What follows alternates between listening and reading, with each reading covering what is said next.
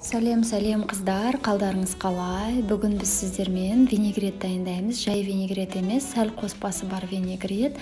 Сонымен бізге қажетті заттар ол қызылша, сәбіз, картоп бәрін пісіріп алып, жақсылап төрт бұрышты етіп тураймыз және артынан маринадталған қиярмен және де балғын қияр тураймыз. Онда өте дәмді болады, осылайынан жасап көріңіздер. Әдемілеп кукурузды, банкадағы кукурузды саламыз, сосын базилик себеміз, және де түрлі өзіңізге ұнайтын түрлі дәмдеуіштер қоссаңыз болады. Тұз қатамыз және де май қосамыз дағы. Өте дәмді, тез дайындалатын салаттардың бірі және де өте пайдалы қыздар.